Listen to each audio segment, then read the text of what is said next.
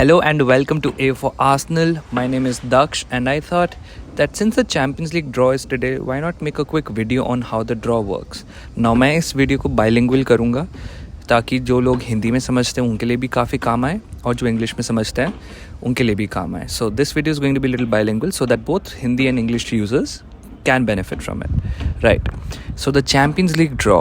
Now Champions League में around 32 teams participate all over Europe, right? And these teams are initially, before the draw, grouped into 4 pots. Out of these 4 pots, teams will be chosen to be divided into groups of 8 और हर group में 4 teams होंगी. So 4 pots जिसमें 8 team हैं and उससे बनेंगे 8 groups जिसमें 4 teams हैं. ठीक है. एंड इसको हम कहते हैं UEFA champions league group stage. इसके बाद वो आता है knockout stage, quarter final, semifinal and then final.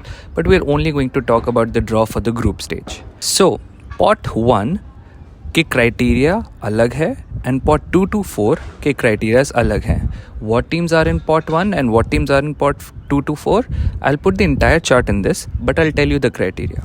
In pot 1, the defending champions of the Champions League plus the defending champions of the Europa League, मतलब जो Champions League के winner हैं और जो यूरोपा लीग के विनर हैं वो first 2 spots में आते हैं, followed by the champions of the top ranking UEFA country coefficients. ठीक है. तो यूएफए कंट्री कोएफिशिएंट्स मतलब सिंपल वर्ड्स में जो टीम की रैंकिंग हायर है यूएफए में वो टीम्स के क्लब्स आते हैं. तो मैं आपको बता देता हूँ कि अभी कौन कौन से क्लब्स की यूएफए कोएफिशिएंट में हाईएस्ट हैं. सो जैसे मैं देख सकता हूँ नंबर 1 पे है इंग्लैंड, नंबर 2 पे है स्पेन, नंबर 3 पे है इटली, नंबर 4 पे है जर्मनी, नंबर 5 पे है फ्रांस एंड नंबर 6 पे है पोर्चुगल. सो इन कंट्रीज़ की जो लीग हैं उसके चैम्पियंस पॉट 1 में आएंगे. So winners of champions league, winners of Europa league plus 6 countries के चैम्पियंस. बट इस साल क्या है कि चैम्पियंस लीग के विनर रियल मैड्रिड है एंड स्पेन के भी चैम्पियंस रियल मैड्रिड है. So since there is an overlap, country with ranking 7 that is Netherlands, उसके चैम्पियंस भी पॉट 1 में आ जाते हैं. So that is why you see कि जो आपका पॉट है वो कुछ इस तरह है. तो पॉट 1 में है रियल मैड्रिड, फ्रैंकफर्ट, ये दोनों हो गए चैम्पियंस लीग और यूरोपा लीग के winners. Manchester city champions of England, AC Milan champions of Italy, Bayern Munich Germany, PSG France, Porto Portugal and Ajax Netherlands. Now अगर कोई चैम्पियंस लीग का winner कोई और कंट्री से होता तो इसमें रियल मैड्रिड आता because they are champions of Spain also. ठीक है. पॉट 2 में देन पॉट 2 to 4 की जो क्राइटेरिया है, pot 2 to 4 is done only by UEFA coefficient rankings of a club. मतलब क्लब की चैम्पियंस लीग में कैसे परफॉर्मेंस है, डोमेस्टिक लीग में कैसे परफॉर्मेंस है. तो उसके बेसिस पे Liverpool, Chelsea, Barca, Juventus, Atletico, Sevilla, Leipzig, Tottenham are in pot 2 and 3 and 4 आप स्क्रीन पे आपने देख लिया होगा. नहीं देखा तो आप पीछे जाके देख सकते हैं. तो अब ग्रुपिंग कैसे होगी? तो ग्रुपिंग ऐसे होती है कि 1 team from pot 1 will be chosen, 1 team from pot 2, 1 team for pot 3 and 1 team from pot 4. ठीक है. नाउ ऑफ कोर्स इससे कुछ इंटरेस्टिंग ग्रुप्स बनते हैं, बट एक चीज़ का ध्यान रखना होता है कि teams from the same country can not be drawn together. तो मान लीजिए अगर पॉट 1 में ग्रुप ए में चली जाती है Manchester City, then Liverpool can not go into group A. ठीक है. और Tottenham can not go into group A. इसलिए आपको देखना होता है कि countries from the same teams, clubs from the same country can not be grouped together. Another thing which they have to make sure is कि जैसे अब किसी कंट्री की 4 टीम्स, जैसे इंग्लैंड की 4 टीम्स हैं. ठीक है.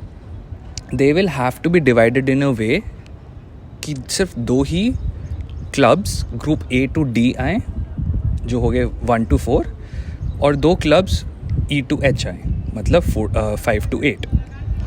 ऐसा इसलिए हुआ है क्योंकि यूएफए के रूल्स होते हैं, ब्रॉडकास्टिंग रूल्स होते हैं.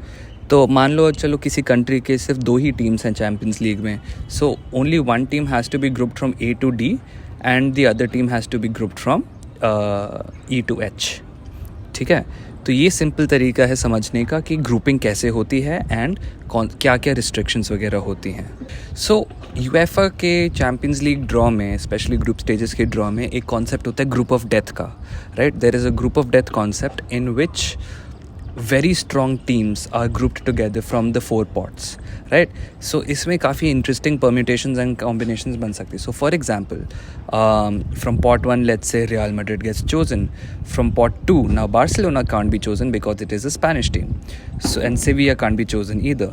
So let's say Real Madrid, Liverpool, group pot 3 में से maybe Inter Milan, and pot 4 में से मे बी ज़ाग्रेब और मार्सेई, राइट? सो ऐसे स्ट्रॉन्ग ग्रुप्स बन सकते हैं. So just a quick recap. 4 pots होते हैं इनिशियली विद 8 टीम्स. 8 ग्रुप बनने हैं और हर पॉट से एक एक टीम जाएगी एक एक ग्रुप में. ध्यान रखना है कि clubs from the same country are not group together. And अगर 4 है या 2 है या 3 है, सो ओनली सारी क्लब्स एक ही 1 to 4 या 5 to 8 में ग्रुप नहीं हो सकती. They have to be separated because of TV deals, right?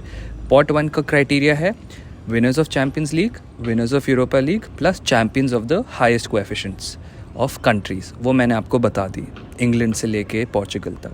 अगर ओवरलैप है कि अगर चैम्पियंस लीग के विनर ही चैम्पियंस ऑफ किसी कंट्री हैं, then what will happen is the next best coefficient, in which in this case is Netherlands, उसके champions will be in pot 1. pot 1, pot 2, pot 3, pot 4 के club से एक group बनता है और ऐसे 8 ग्रुप बनने हैं. So आप मुझे बताइए कि if you had the choice, if you could pick and choose, what would be your group of death? Tell me the most interesting group of death that you would see. And also if your team is playing in the Champions League, because Arsenal is not playing in the Champions League, what would your ideal grouping be? Would you want your team to have a strong group? Because, well, everyone likes to see strong games between big clubs. या फिर would you want your team to have an easy run?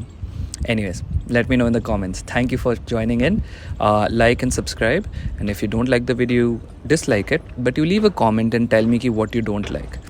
And all of this will help me. And thank you for joining in.